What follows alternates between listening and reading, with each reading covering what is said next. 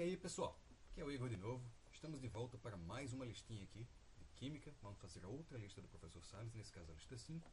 Mais uma lista que fala sobre concentrações. Tudo pronto? Então vamos nessa. A primeira questão aqui diz: um químico dissolveu 0,40 gramas de NaOH em água, formando 1000 ml de solução, cuja densidade é de 1 grama por ml. A informação que o químico não poderia colocar no rótulo dessa solução é... Então temos aqui solução de 0,40 miligramas por ml. Vamos ver o que estaria acontecendo. Ele deu uma massa, ele deu para a gente um volume, né? A massa que a gente tinha aqui era de 0,040 gramas. E o volume que a gente tinha era de 1000 ml. Beleza. Então uma das possibilidades de concentração que ele está dizendo aqui na letra A para a gente seria de massa por volume. Só que ele está dando em miligramas. Então, como que a gente faz para converter isso de grama para miligrama? A gente multiplica por 1000. Então nós teremos aqui 0,40 vezes 1000 miligramas dividido por 1000 ml. Dá para cortar alguém, não dá? A gente corta esse pedacinho, daria realmente 0,040, esqueci de um zero aqui, miligramas por ml. Então o primeiro parece estar joinha. No segundo, ele fala de 4 vezes 10 a menos 3 gramas para cada 100 ml. E aí galera?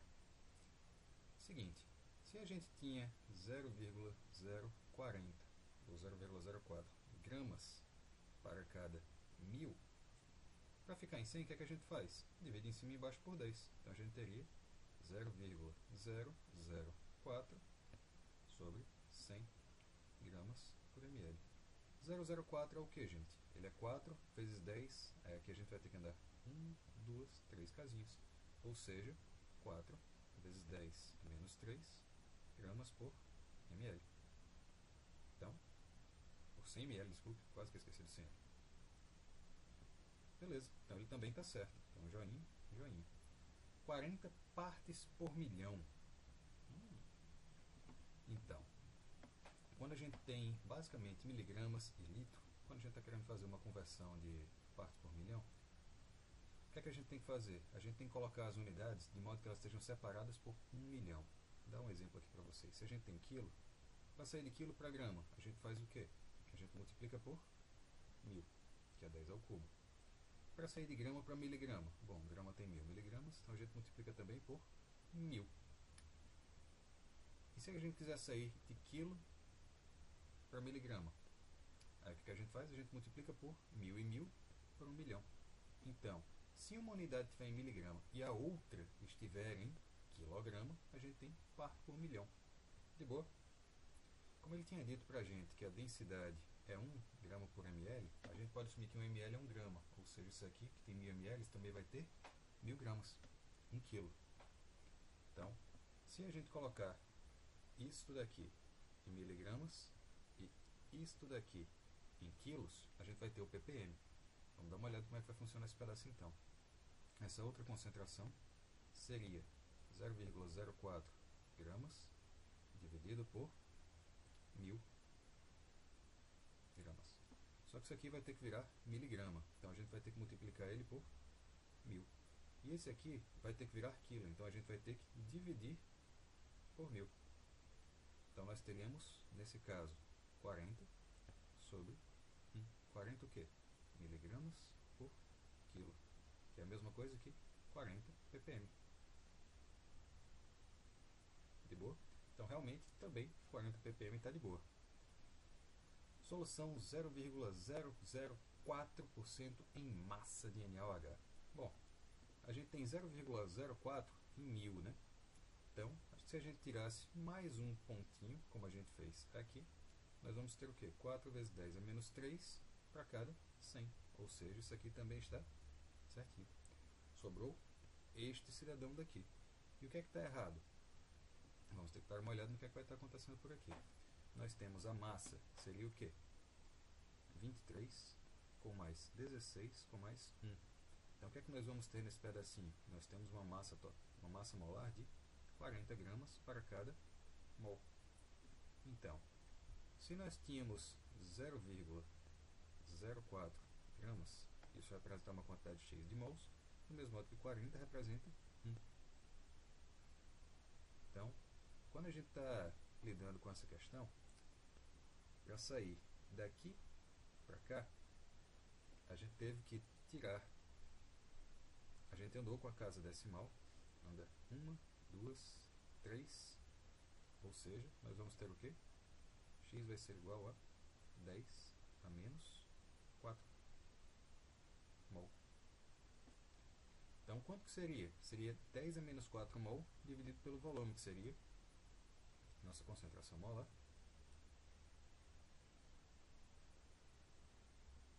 Seria 10 a menos 4 mol dividido pelo volume, que era de 1 litro, ou seja, 1000 ml. Então, a concentração seria 10 a menos 4 mol por litro.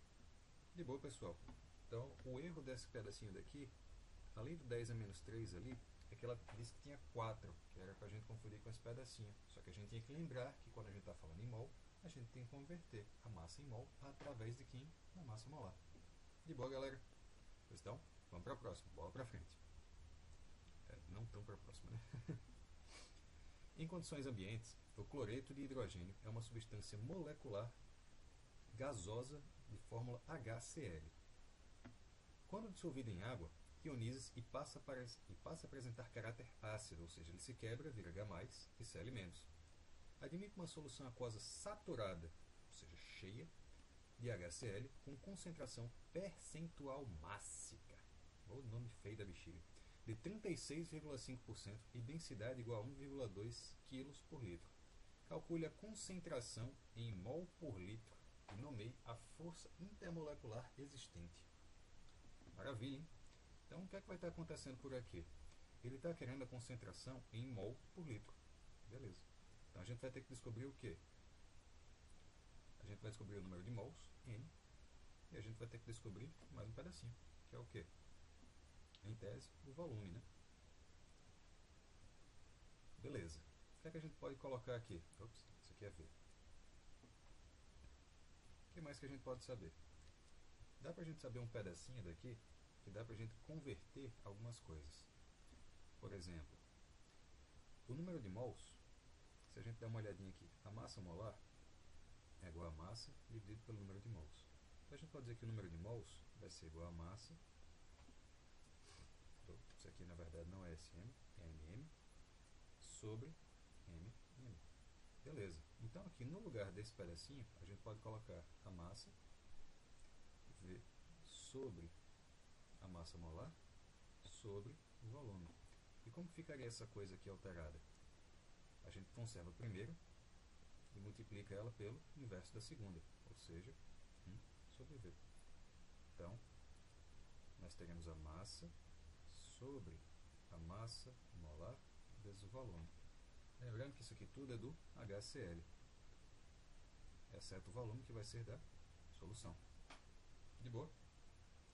Então, como que a gente pode fazer para encontrar a massa molar do HCl? Bom, a massa molar do hidrogênio 1 e a do cloro vai ser 35,5. Então, quando a gente juntar os dois, vai dar 36,5 gramas por mol. Joia, então a gente já tem um pedaço. E como que a gente faz para encontrar a massa? Bem, uma outra coisa que ele disse aqui pra gente era que a gente tinha nessa solução uma certa quantidade de massa. Dentro dessa massa tem uma certa parte que vai ser do HCl. E essa parte daqui, ele disse que era de 36,5%. Então, a gente está dizendo que cada litro vai ter 1,2 kg, ou seja, cada litro vai ter 1.200 gramas. Bacana, a gente está querendo volume por litro, né? Então a gente pode dizer uma coisinha. A gente pode dizer que a massa do HCl vai ser igual à porcentagem da massa total, ou seja, 36,5% de... Qual que é a nossa massa? 1,2 kg, que a gente vai ter que transformar em gramas, ou seja, 1.200 gramas. E o que é 36,5%, gente? Ele é 0,365. Ok? Vamos ver então quanto que vai dar isso daqui. A gente tem basicamente 3, 6, 5 e 12. Então o que acontece? A gente tem 3 casas a menos para cá e 2 casas a mais para cá. Então no nosso resultado a gente vai ter que tirar uma casinha ainda. 5 vezes 2 vai dar 10, 6 vezes 2 dá 12, mais 1, 13. E 2 vezes 3 dá 6, com mais 1, 7. Depois a gente tem 5, 6 e 3. A gente vai ter 0, 8, 7 com 6 dá 13, vai 1, 4. Então a nossa massa aqui vai ser de 438 o quê? Gramas. Então nós teríamos a massa de HCl, que é 438, dividido por quem? Dividido pela massa molar, que vai ser de 36,5, vezes o volume, que no nosso caso a gente estava assumindo que ele tinha 1 litro. Beleza. Então, nossa concentração seria de 438 dividido por 36,5. Que a gente pode fazer normal, mas eu vou ganhar um tempinho aqui. 438 dividido por 36,5 daria 12. Ou seja, nós temos aqui 12 o quê? Mols por litro. Fechou? E qual que é o nome da interação que existe entre o HCl e a água? Bom, o HCl ele vai ser polar, né? Por que ele vai ser polar? Porque o Cl é mais eletronegativo do que o H. Então ele vai estar puxando para cá. E a água? A água também é polar. Beleza. Está todo mundo aqui puxando também em direção ao oxigênio. O que é que vai acontecer? Quando a gente tem a interação entre dois polares, a gente sabe que vai ser uma interação de polo, ou seja, de polo permanente. Se você tiver com dúvida, tem um videozinho que vai aparecer por aí, no cantinho, para você dar uma olhada. Especificamente nas interações de polo, a gente só tem que checar uma coisa, se ela vai ser simplesmente de polo ou se ela vai ser uma ponte de hidrogênio. Como que a gente sabe se vai ser uma ponte de hidrogênio? Se as duas moléculas tiverem o hidrogênio ligado a alguém do FON, ou seja, flúor, oxigênio e nitrogênio, vai formar a ponte de hidrogênio. Nesse caso a gente tem aqui um pedacinho do FON, que a gente tem hidrogênio ligado ao H, mas aqui a gente tem hidrogênio ligado ao Cl. Então a interação vai ser simplesmente de polo. Fechou, galera? Pegando mais uma aqui. Os efluentes industriais devem ser criteriosamente tratados a fim de se evitar a contaminação de rios e lagos por compostos metais tóxicos. A análise química de uma amostra de 5 litros de um efluente industrial indicou a presença de 400 mg de cloro. Como a densidade desse efluente é de 1 gramo por ml, é correto afirmar que o teor dele em ppm é. Então, pessoal, lembrando, o que é que a gente precisa fazer para o ppm? Colocar 1 milhão nas diferenças. Então, vamos lá. A gente tem quilo, a gente tem grama, a gente tem miligrama. Alternativamente, a gente poderia até utilizar aqui tonelada, né? E como que acontece? Uma tonelada vai ter 1000 quilos. 1 quilo vai ter 1000 gramas. E 1 grama vai ter 1000 miligramas. Então a conversão de ppm pode ser qualquer uma que estiver pulando 2, por exemplo, de quilo para miligrama ou de tonelada para grama. Nesse caso, ele falou que a massa que a gente tinha de cromo era de 400 o quê? Miligramas. Então, joia. Se essa daqui já está em miligrama, a gente precisa que outra esteja em quem, pessoal? Esteja em quilos. Beleza. Para ela estar em quilos, a gente vai dar uma olhada. A gente tem 5 litros. Beleza, que são quantos ml? São 5.000 ml. E a gente sabe que a densidade é de 1 grama para cada ml. Ou seja, o número de ml é exatamente igual ao número de gramas. Então 5.000 ml são 5.000 gramas. E 5.000 gramas são 5 quilos. Beleza. Então quando a gente dividir aqui 400 por 5, a gente vai encontrar 80. 80 o quê? ppm. Partes por milhão. Fechou? Então, vamos lá. Essa foi tranquilaça. Vamos para mais uma. A dose adequada de paracetamol para uma criança com febre é de 12 mg por quilo. você já viu aquela listinha anterior, a lista 3, você sabe que essa é exatamente a mesma questão. Então, pode pular se for o caso. Se você não viu, fica aqui para a gente resolver. Sabendo que o paracetamol é de uso pediátrico, tem uma concentração de 200 gramas por ml e que 20 gotas perfazem 1 ml, quantas gotas um pediatra receitaria para uma criança que pesa 30 quilos? Bom, aparentemente, a gente está relacionando a massa da criança com a massa do paracetamol, com o volume do paracetamol, com o número de gotas do paracetamol. É um bocadinho de relação, né? E o que é que a gente viu? Que são 12 miligramas de paracetamol para cada quilo de criança. Então, 1 quilo de criança. Vou até colocar já as unidades aqui em cima para não ter que ficar repetindo. Aqui vai ser quilo, aqui vai ser miligrama, aqui vai ser em ml e aqui vai ser em gotas. Então, 1 quilo de criança vai ser utilizado para cada 12 miligramas de paracetamol.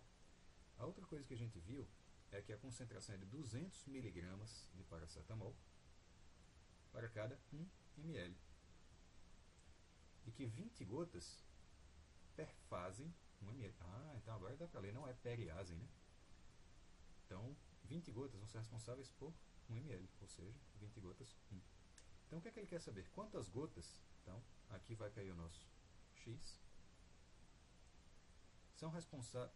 Uma pediatra receitaria para uma criança que pesa 30 quilos. Então, basicamente, a gente estaria fazendo uma relação entre a massa da criança e o número de gotas.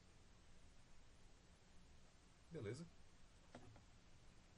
Aí a gente tem que fazer algumas coisinhas. Porque nesse caso, se a gente descobrisse, por exemplo, a massa de paracetamol que a gente precisaria, a gente teria como fazer uma relação entre a massa e o número de gotas. Basta a gente ignorar esse pedacinho daqui, que já está até montada a regra de 3. Então, vamos tentar descobrir esse pedaço. E como que a gente poderia descobrir esse pedaço? Bom, tem uma relação entre a massa da criança e a massa de paracetamol, que está bem aqui. A gente sabe que é de 1 para 12. Então, se 1 vai estar para 12, 30 vai estar para y. Daqui para cá a gente consegue ver então que y vai ser 30 vezes 12, 360 miligramas. Joia, então a gente sabe que isso aqui é 360. Então a gente tem uma outra regra de 3 que a gente pode fazer agora, porque a gente sabe que 200 está para 20, do mesmo modo que 360 está para x. Então 200 miligramas de paracetamol vai estar para 20 gotas, do mesmo modo que 360 miligramas de paracetamol vai estar para x gotas. Então, daqui para cá a gente só fez tirar um zero, que a gente dividiu por 10, então aqui a gente também divide por 10. Então x vai dar 36 gotas. Fechou?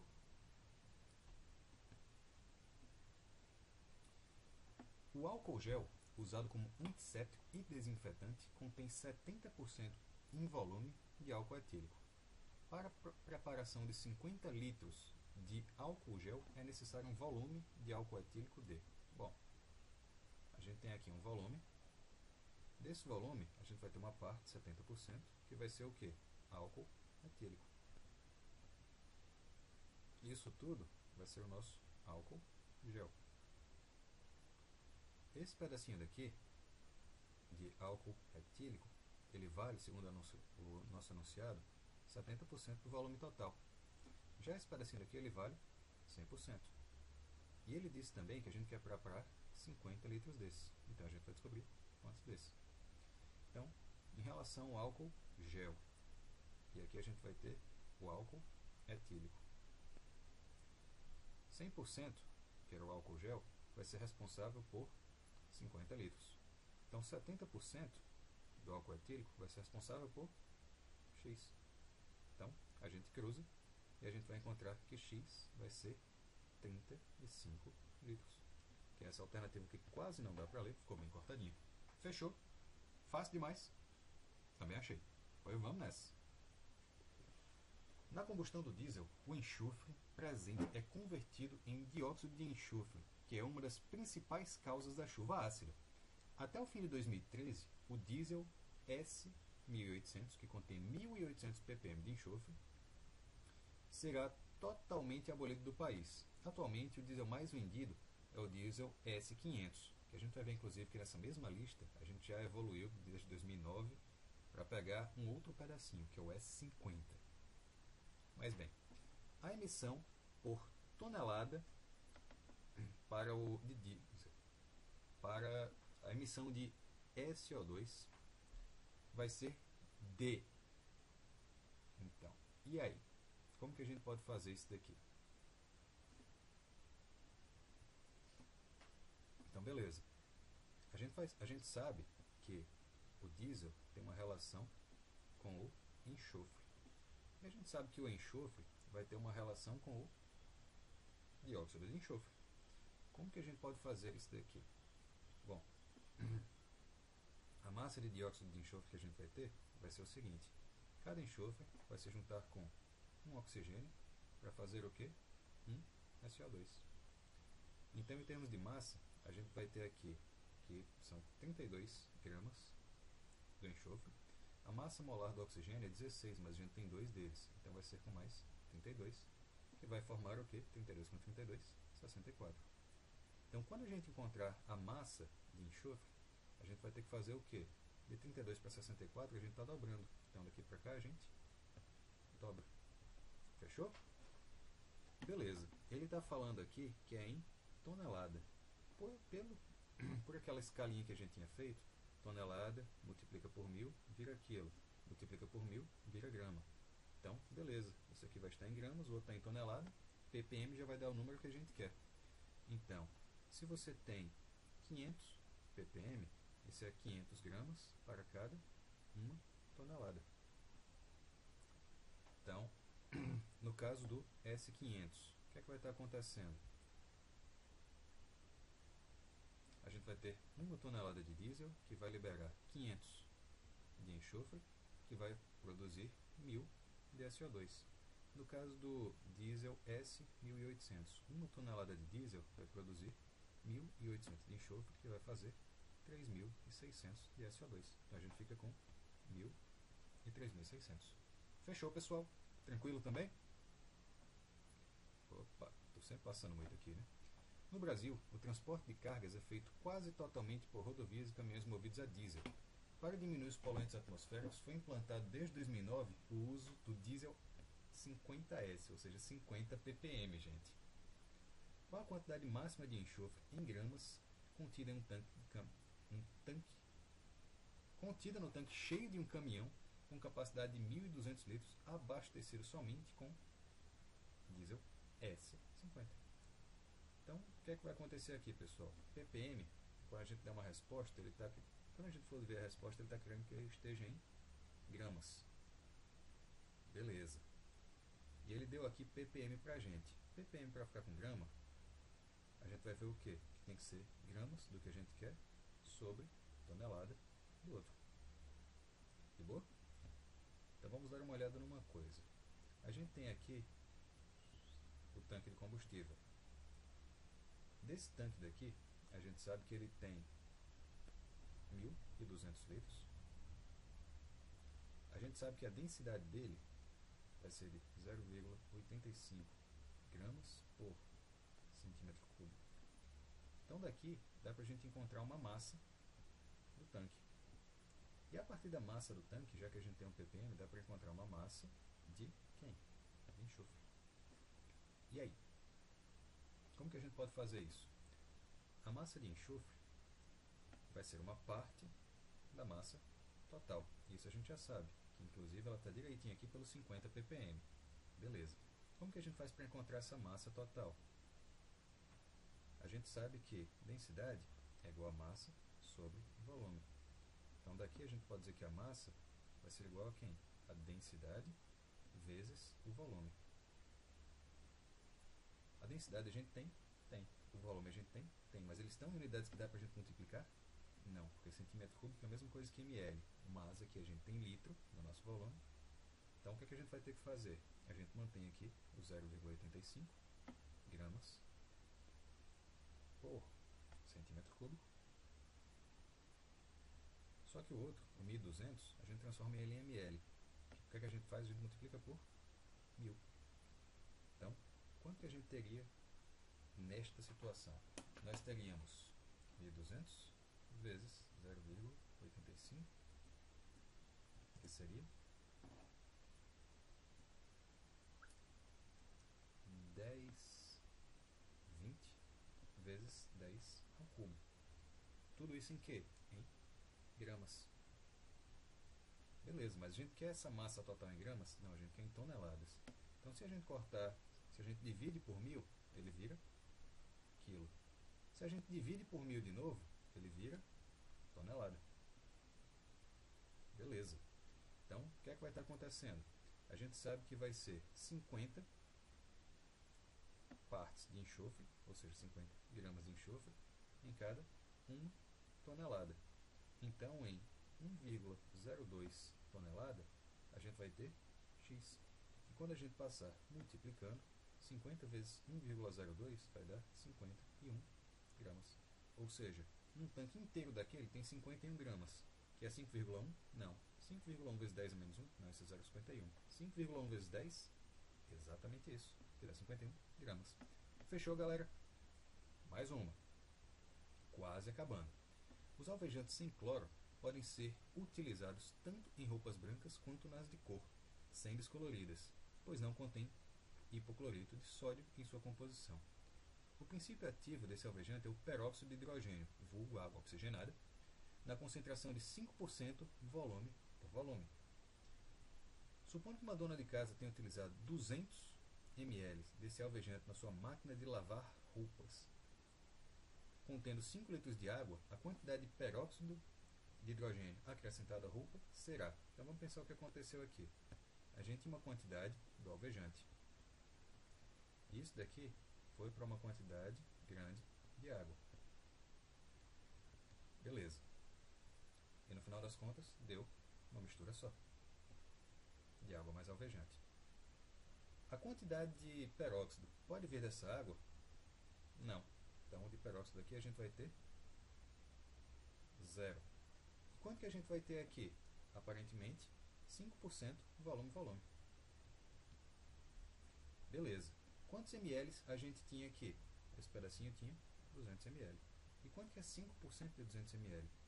Bom, se 100% vai ser 200, então 5 vai ser X. De boa? Então a gente corta 2 zerinhos aqui.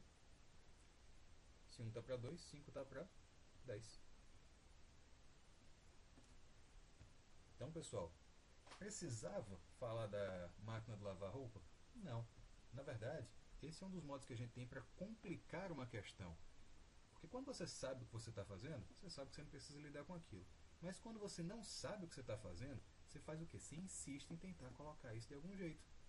Então, quando você coloca informações desnecessárias, você consegue filtrar quem está seguro do que está fazendo e quem não está seguro. Então, galera, lembrem, a primeira coisa que você faz não é tentar usar tudo. É tentar chegar numa resposta e a partir dessa resposta você vê o que é que você precisa para chegar até lá. Por exemplo, a gente sabia que a resposta é vir daqui. Então a gente não precisou desse pedaço. De boa? A porcentagem de ácido acético numa solução de vinagre é ao redor de 4%. No caso, eu creio que esse P por V seja de massa. Então, a concentração dele em diferentes unidades. Então, o que é que a gente tem que descobrir? A gente tem, para poder fazer isso, a gente vai ter que descobrir quem é o ácido acético. O ácido acético, pessoal, ele tem 2 carbonos, dupla O, OH, 1, 2, 3. Esse é o ácido acético, pessoal. Então, qual que é a fórmula dele? Ele vai ter C2. Quantos hidrogênios? 1, 2, 3, 4, H4. Quantos oxigênios? O2. Ok? Então, se a gente tem aqui 2 litros e uma solução que está em 2% massa por volume. Então, a gente vai ter 4% na verdade, né? A concentração dele seria de quê?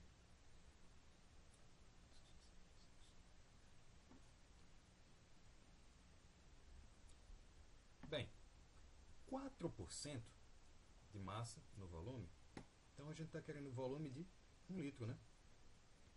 Então 1 litro tem 1000 ml. quanto seria 4% disso? A gente multiplica por 0,04. A gente vai encontrar que são 40 gramas. Ou seja, cada litro tem 40 gramas. São 40 gramas por 1 litro. Então, fechou que já é uma dessas duas aqui, né? Para saber quantos mols a gente tem que converter 40 gramas em mol. E a gente sabe de quê? A gente sabe que a massa molar é a massa dividido pelo número de mols. Então, o número de mols vai ser a massa dividido pela massa molar.